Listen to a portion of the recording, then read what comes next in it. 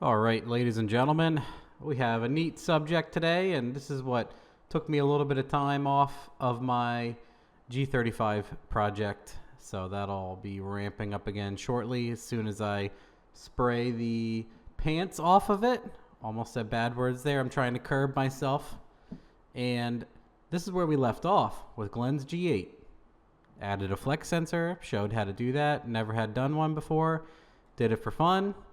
Then we did a little bit of tuning, and you guys can check out these videos.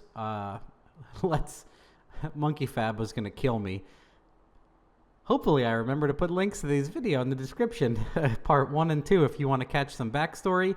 People actually, believe it or not, I'm not making this up, have asked how Glenn's G8 is doing, since cameraman Glenn is a well-known, rarely used character in the Sloppy Mechanics arsenal. Well, he has 155,000 miles on it, and it is a totally stock G8 with displacement on demand. And for 100,000 miles, I've been saying his DoD lifters are going to go bad and we should do them preemptively. Well, finally he had an issue with his engine. So what this was about was he brought it over and I tore it down and went through everything. So we will go through the pictures next. And it wasn't what I was expecting, and it's pretty funny and incredible. So stay tuned.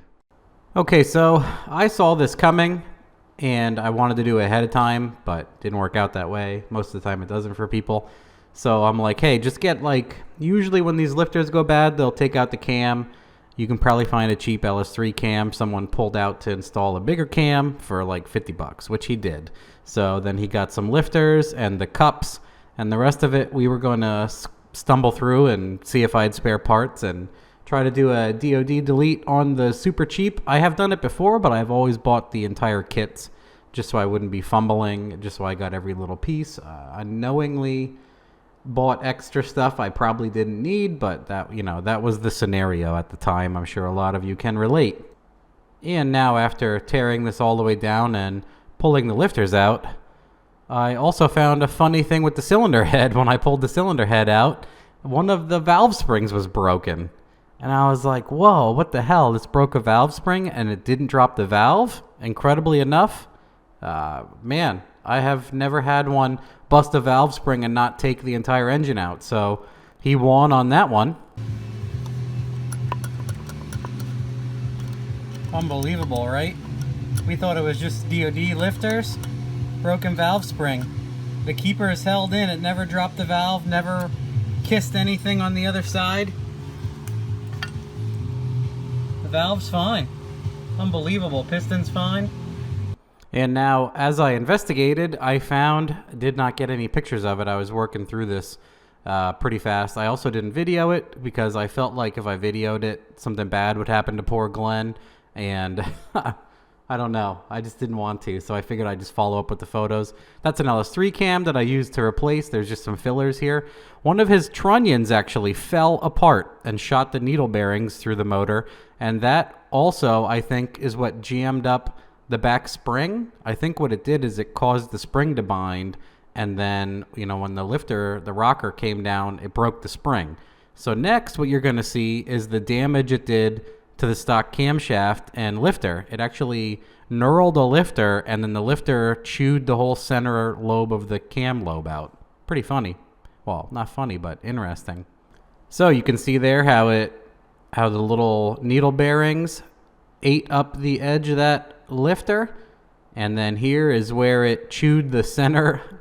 I love how it left the little walls. It beautifully machined the camshaft down in the center of this lobe, and then here you can see how they match up and why it happened.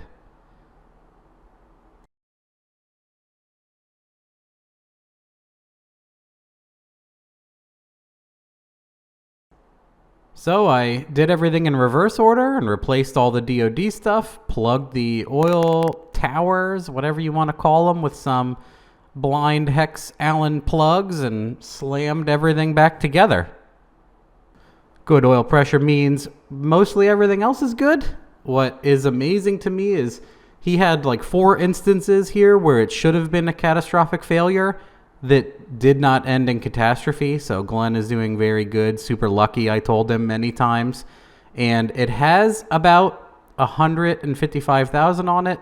No, I mean, I figure it should go another 155, no problem at this point. We definitely would like to put it back on the dyno and see what we picked up just going from the stock G8 cam to the stock LS3 cam. Why not? What the hell? And the ethanol sensor is obviously still in there working, so we'll probably just give it a rip on E85 with the cam, because the last dyno pulls was with everything stock with E85 anyway, so that'll be a good comparison. But if you have any questions about it, let me know. Other than that, it's neat to see cameraman Glenn's car survive for another 10 years.